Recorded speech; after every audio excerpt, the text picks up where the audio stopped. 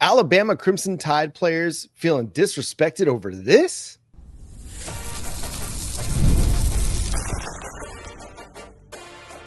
You are Locked On Sooners, your daily podcast on the Oklahoma Sooners. Part of the Locked On Podcast Network, your team every day.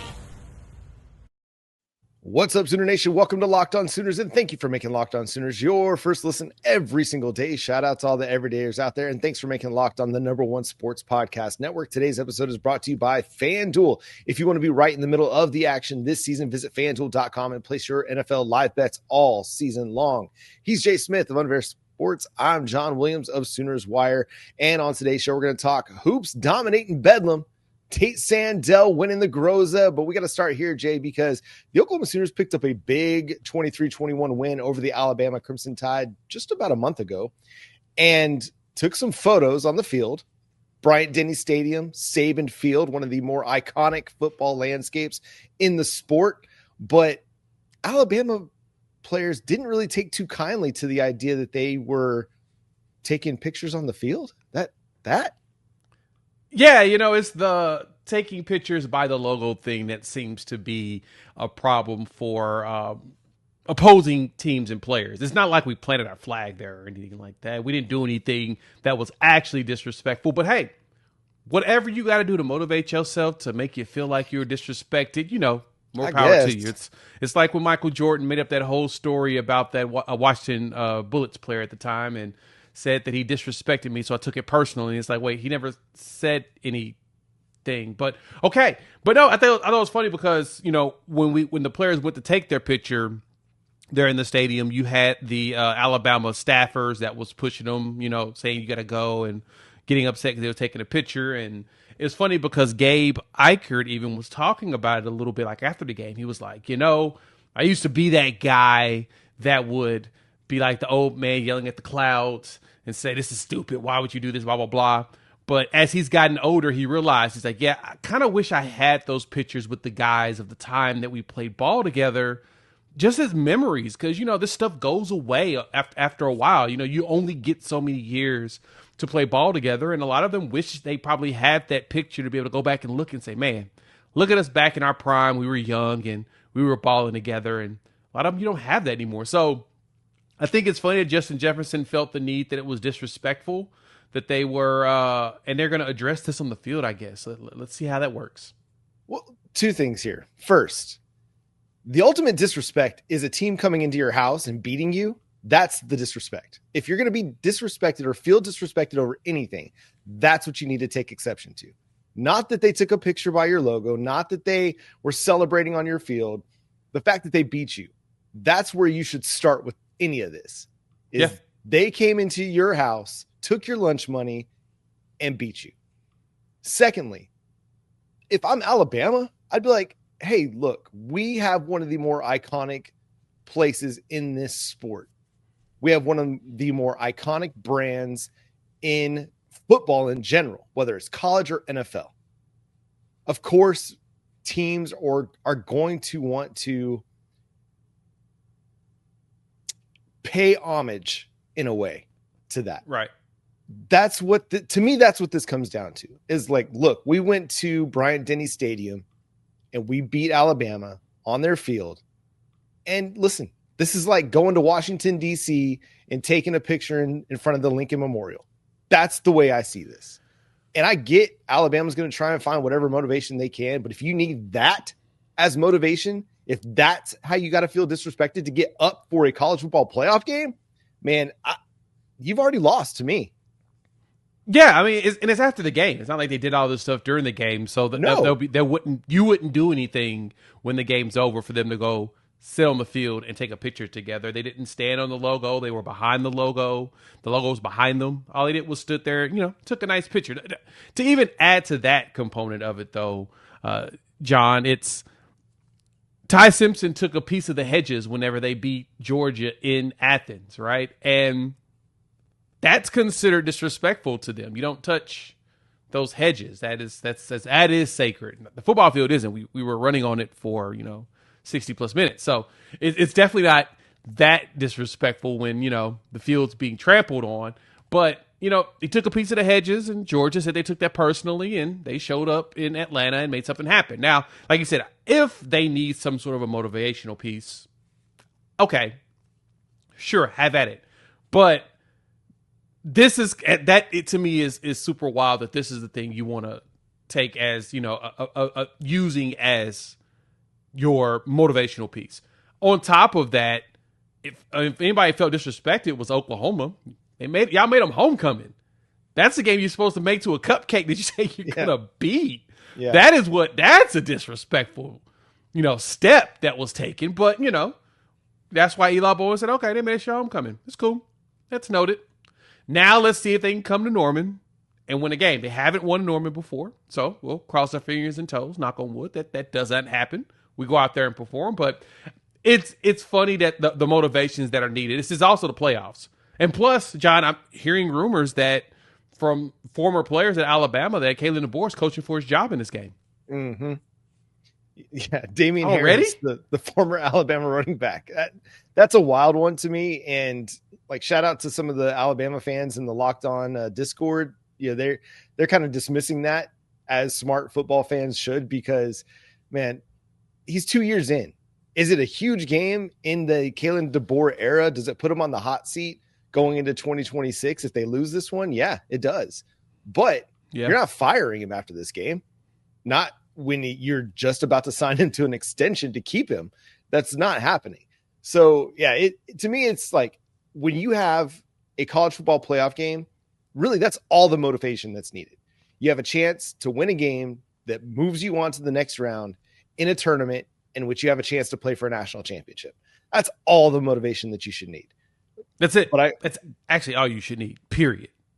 Point blank, it's it. But I don't know, man.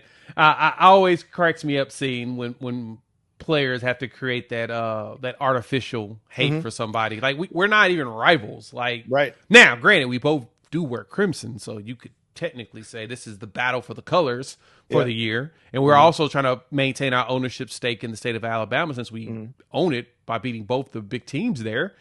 So yeah, we got a lot to fight for here at Oklahoma. We got to make sure that we continue to own that state. It's not something that you want to lose. You never want to lose that type of ownership. But I do think it's a level of hilarious that, like I said, we're making up reasons to be upset. What are we doing here? Well, and it's not like the Berrien kid from LSU who's tearing up the end zone with his cleats. To me, that would have been disrespectful. If Oklahoma's out there, chopping up the field with their cleats, because to me, the amount of money, time, and energy that gets put into making these fields immaculate and playable, if you take your cleats and you're legitimately trying to scuff up the field and take out divots, that's disrespectful. Right. But I haven't seen any footage of that. Yeah, I haven't seen anybody complaining about, nobody's talking about that enough. That is very much disrespectful. Why are you walking around just destroying the field? For what? Yeah, man, come on. Everybody's got to play on this. Why are you purposely messing up the paint and the design in the end zone? Yeah. That's disrespectful. But yeah, as I said, the disrespect will be addressed one of these days, and we'll see. Anticipate we'll get that. So Oklahoma working in silence. I don't even let my soccer kids pick the grass on the soccer fields. That's how much the turf means to me. People put time, money, and effort into this. But anyway, yeah, I think that Oklahoma, they're going to be in this thing motivated to go win a football game, just like they've been for the last month. I think it was Owen Heineke maybe that said it best. We've been playing in the playoffs since the beginning of November. Yeah. Same attitude, same mentality. Taylor Wine. But yes. Thank you. Yes. I agree, because that's exactly where our mentality and our mind is at. We are our mantra has been hard to kill for the last month and a half. This team's mentality is every game is our last game, and we've got to go out there, we've got to execute. And I just love that they're recognized how they need to come together to win these games and how they truly are dedicating themselves to each other. So Now we just got to go execute, mainly on one side of the ball. But, as long as we execute at a high enough clip, all three phases will win you a game. And so far, we've been seeing it. Played a lot of complimentary football over the last month. Let's see if it continues. One of the big reasons Oklahoma is 10-2 and in the playoff, this man, Tate Sandell.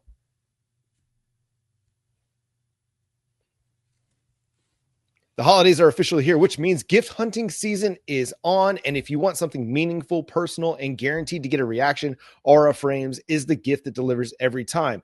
It's not just something you wrap. It's a way to share memories because Aura isn't your average picture frame. You can preload the frame with photos before gifting it. So when they plug it in, the memories are already there. No apps to figure out, no setup headaches, just instant smiles. You can upload endless amounts of pictures and even 30-second videos through the Aura app, and add a personalized message right inside the frame so the gift feels thoughtful the moment it's open. For a limited time, save on the perfect gift by visiting auraframes.com to get $35 off Aura's best-selling carver matte frames, named number one by Wirecutter, by using promo code COLLEGE at checkout. That's auraframes.com. Promo code COLLEGE. This deal is exclusive to listeners and frames sell out fast. So order yours now to get it in time for the holidays. Support the show by mentioning us at checkout.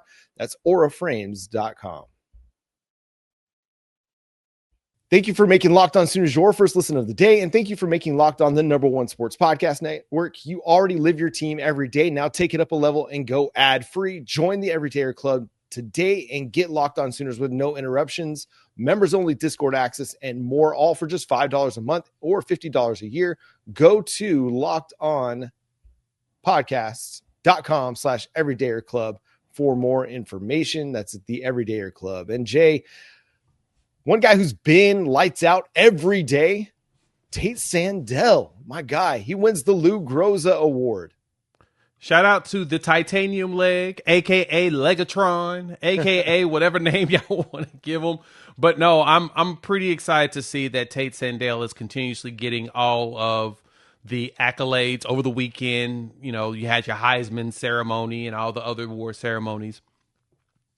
Tate Sandell, Lou Groza Award winner. He's a second-team All-American, which I thought was interesting that he ended up being second-team All-American, but winning the award. But whatevs, it is what it is. So a lot of kickers kicked a lot of extra points, so they got themselves a lot of accolades for that. Tate, he was just out there kicking those 50-yarders, man.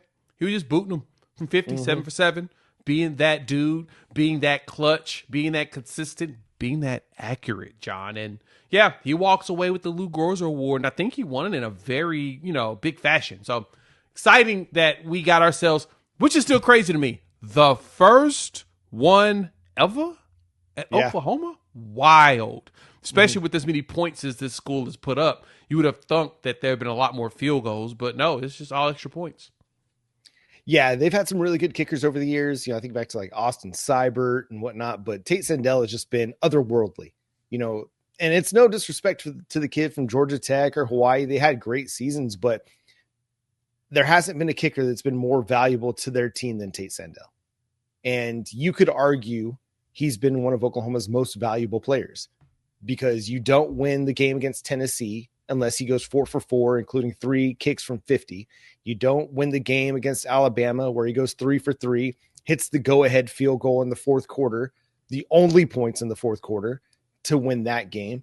I mean, he's been clutch. I mean, he missed his first kick of the season. And I don't know if you felt this way, Jay, but when he missed it, I thought, here we go again, right? It was just that feeling of, can we just not get a good field goal kicker like once, please? Well, he shut me up really quickly because he hasn't missed since. Now, listen, we're going into the playoff. That's going to be talked about ad nauseum on the broadcast. Every time he comes out to kick a field goal, it's going to be talked about, this streak, and it's going to be talked about. So we're going to have that reverse jinx. Like, it's not going to, like, all humbleness aside, Tate Sandell has just done the work. He has done everything that he's needed to do. He's been consistent. I just hope he can keep it going, man, because you're going to need him to continue to hit clutch kicks in the playoff. Yeah, and this is what you've been needing, is someone that can be consistent and hit clutch shots. in a conference that really is a game of inches. That's the thing about the conference play in the SEC, and we've talked about it ad nauseum here. You have to understand that you're going to have a ton of games where the final results are going to be based upon like just inches and just moments and all of that, and it's hard. It's a hard conference to play in. It is, like I say, complete game of inches. Like you learn that more and more as you play here. Like Big 12, the big thing with that is how many points can you put up? Not too many defenses were stopping too many teams. You know, if you can go out there and score on your first 3 possessions, you probably have a good chance of winning that game and closing it out. SEC, it's can you get, you know, good field position by your third possession. You know, these defenses are so good, and you see them actually produce that same result in non-conference play. And so because of that, man, it's so much of a challenge, and that's what makes Tate so important. That's what made him so dope in winning the award, because whenever you needed him to just hit those points to put more pressure on the opposing team on their next possession, he was making them, man. Those field goals against Tennessee are still just like I remember Tennessee fans around me like, dude, your kicker for real going to make another one? I'm like, sorry, man, that's what we do here. Like, I guess I don't think I've seen this in an extremely long time. But hey, you know, it's the thing that he does. He just makes them from 50. Yeah, and it's crazy. It doesn't matter what the circumstances are. It doesn't matter what the environment has been. It doesn't matter what the conditions have been. He's just been awesome. And I've long been a never kick advocate in college football because you never know what you're going to get. Just ask Ohio State, right? They had an opportunity for a game tying field goal with in an area of the field that should be makeable. When you're the number 1 team in the country, you should have a kicker that should be able to easily make those kicks. And so you look across the college football landscape, and generally speaking, when it comes down to a kicker, you're like, I don't know, man, it's going to be a coin flip if we can make this kick. But with Tate Sandell, I'm more than happy to let him kick it every opportunity you get, because he's going to make it. And if he misses it, that's going to be the shocker, not if he makes it.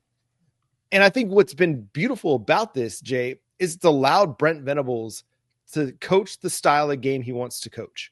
I think in the previous 3 seasons, we've seen Brent Venables probably go for it more than what he would have liked, because the analytics would lead him to that. Yep. Where now, when he gets across the 50, he gets into field goal range, he can make a really smart decision based on the football team that he has. He can try to kick a field goal with a kicker that's got the leg to boot it from 55, or he can punt it because he's got a punter who was an All-American in a lot of All-American teams, Grayson Miller, who can put them inside the 20, and he can play the field position game. And that's the game I think he wants to play. We saw him go for it on 4th and 1 a lot in his first 3 years, and not as much this year. And I think it's because he's got the team that he wants to be able to play that kind of game. Yeah, no, that's exactly what it is. And it's funny because Tate missed his first field goal attempt of 42 yards against Michigan. That was the first kick of the season, and he missed it. And, of course, in our mindset, up here we go again. Whenever we need the field goal, we're not going to make it, so we probably should start that. But it was 4th and 10. There was no 4th and 10 on the 24. There's no reason to go for it. Oh, yeah, and luckily, at that point of the game, we're up, 21-13. So you got an 8-point lead. You're comfortable. The game was, it was a battle against a team that's really good. And so with that, Michigan even missed a field goal at the beginning of the game to, put a little stress on them or whatnot. We go up 14-0. But then from there, Tate just hauls off, and what he knocked 23 straight after that.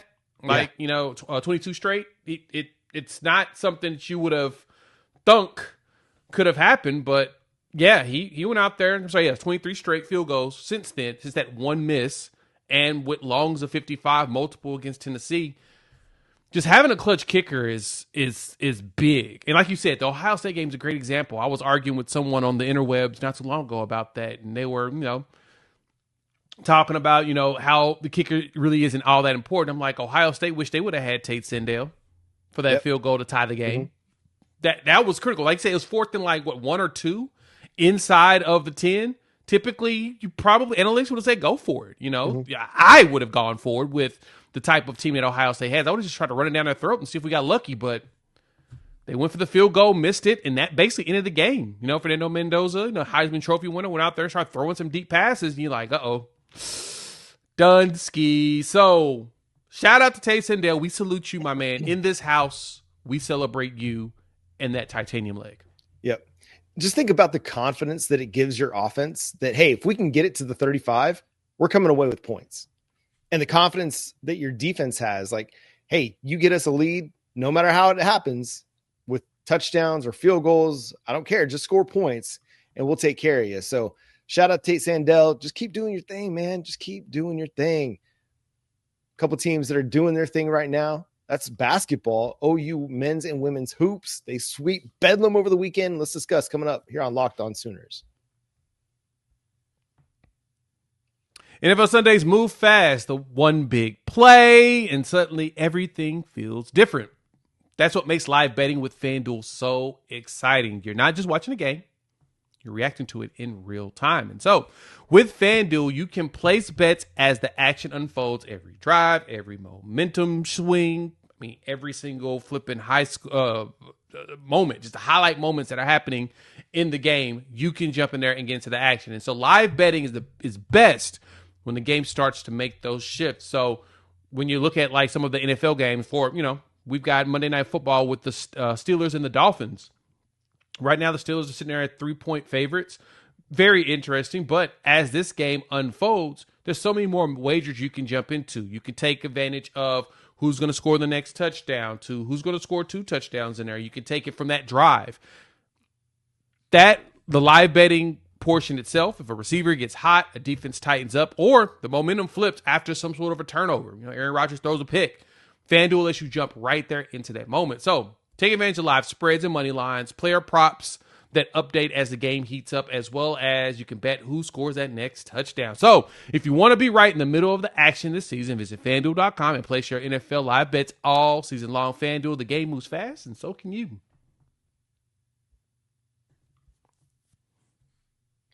Once again, thanks for making Locked On Sooners your first listen every single day. Shout out to all the everydayers out there. Tune in and subscribe to the show wherever you get your podcast. We're going to have our crossover show with our guys from Locked On Bama coming at you this week to get you ready for Oklahoma Bama Friday night in Norman. That's going to be a fantastic game, fantastic environment, and I think it's going to be another great game this Oklahoma Sooner season. Hopefully they can pull it out and get us ready for Indiana, get to play the Hoosiers. So, Jay, Oklahoma gets some wins on the basketball court in the Paycom Center, playing a little neutral site game for Bedlam. Jay, it's awesome to see these matchups. And I know a lot of people were kind of talking about getting the home and home thing going, and that's great. But I kind of like the idea of playing in the Paycom Center, giving the players an opportunity to play on an NBA court. I remember, watching high school football games in Texas Stadium during the playoffs when I was in high school, and just how cool that must have been for those players to be able to get those experiences. And just a great atmosphere for some college hoops.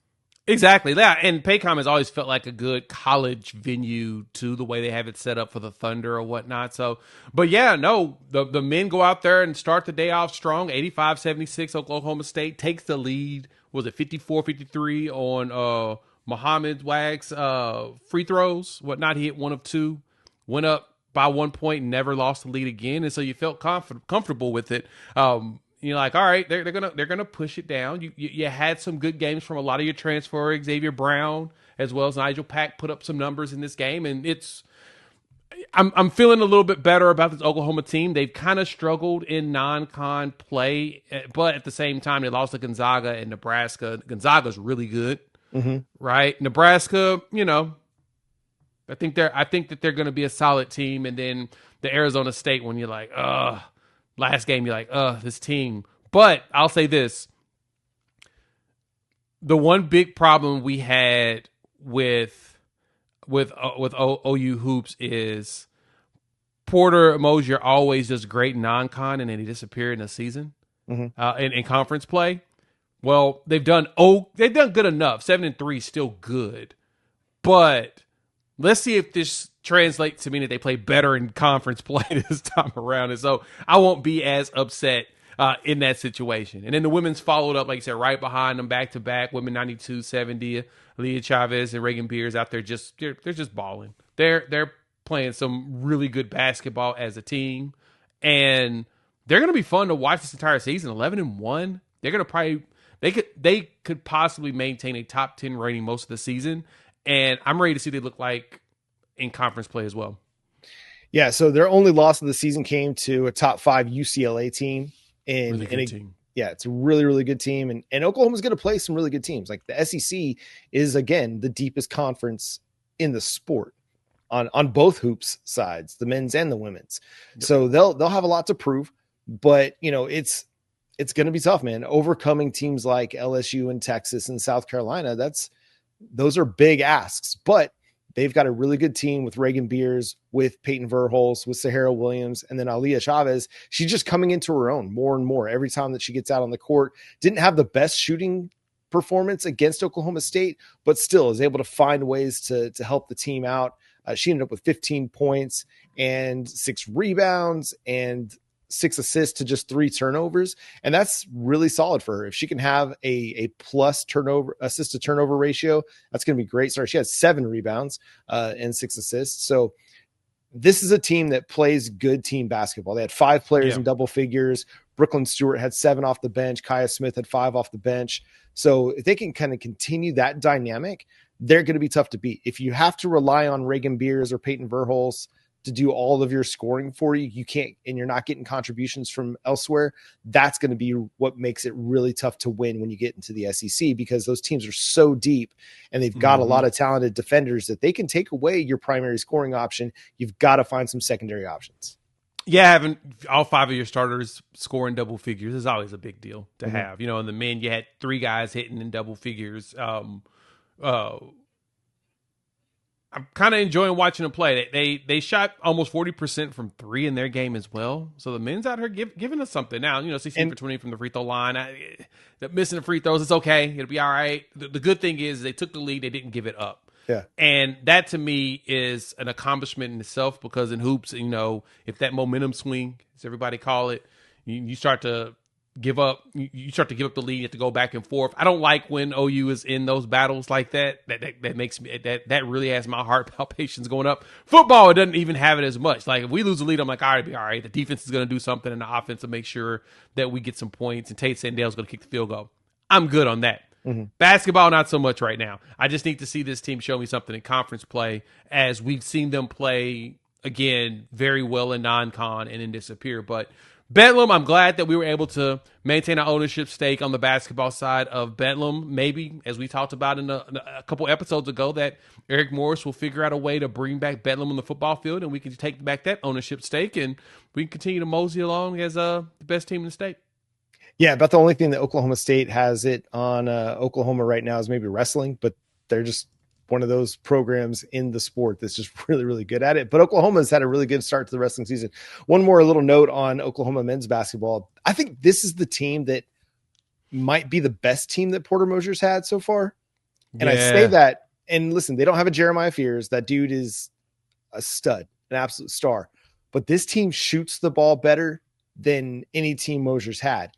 And the biggest issue of the first, few seasons of the Porter Moser era is they just didn't have consistent enough 3-point shooting. If they shoot, 33% from 3, they're going to be really, really hard to beat. Because when you have a Nigel Pack that's shooting 4 or 9, and you as a team can shoot over 40%, that's going to make Oklahoma really, really tough to beat, because Porter Moser's teams are going to create open looks, just the way that his offense runs. But because they haven't been consistent enough shooting from downtown, that's where the inconsistency comes game to game. But I think this is the team that has the opportunity to actually make some noise in the SEC and in the NCAA tournament. Yeah. They just keep this up, I'll be satisfied. I just need in conference play. Yeah. I'm going to reserve all judgment and reserve all excitement and disappointment until conference play. And if conference play shows up the way I think it will, I'll be happy, but let's show me first. Show me, and then we can talk. It was a solid win for the Oklahoma Sooners. We'll say that much. Right now, they rank I'm looking at the net ratings real quick, number 50 in the net ratings. So pretty solid spot to be in. Yep. They are 1-2 in quad 1 wins, 1-1 in quad 2, and then in quad 3 and 4, they're 5-0. So, get you a few more quad 1 wins, make sure you're solid in quad 2, and they'll have a chance to make the NCAA tournament once again this year. And that's going to do it for today's episode of Locked On Sooners. Thanks so much for tuning in, being a part of the show. Subscribe to the show wherever you get your podcasts. We're free and available on all podcast platforms and on YouTube. So hit the subscribe button, hit the notification bell to let you know when new episodes drop. You want to go ad free, make sure you check out the Locked On Everydayer Club and go to lockedonpodcast.com/everydayer club to sign up. For $5 a month, you can get ad-free episodes and a members-only Discord channel. That's not just with Locked On Sooners. It's across the network. You can interact with college football fans from across the college football landscape, the everydayers that support Locked On Bama. So you want to go start talking some trash with the folks from Alabama, you can do it inside the Discord chat with Locked On. And until next time, he's Jay Smith. Follow him at Unfair Sports. I'm John Williams. You can check me out at Sooners Wire. The show is at Locked On Sooners on all of your favorite social media platforms. Until next time, Boomer Sooner.